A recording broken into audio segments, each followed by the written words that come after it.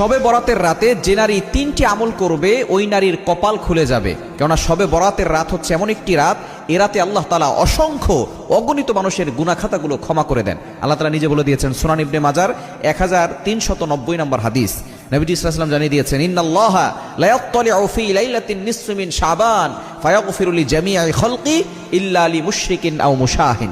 এ রাতে আল্লাহ তাআলা সন্ধ্যার পরে মাগরিবের নামাজের পরপরই আল্লাহ পাক রব্বুল আলামিন মানুষের দিকে দৃষ্টিপাত করেন, প্রথম আসমানে চলে আসেন এবং আল্লাহ পাক রব্বুল আলামিন সকলের দিকে দৃষ্টিপাত করে সকলকে সাধারণ ক্ষমার ঘোষণা করে দেন। তবে দুই শ্রেণীর মানুষকে আল্লাহ ক্ষমা করেন না। এক নম্বর হচ্ছে যারা মুশরিক, আল্লাহর সাথে শিরিক করে।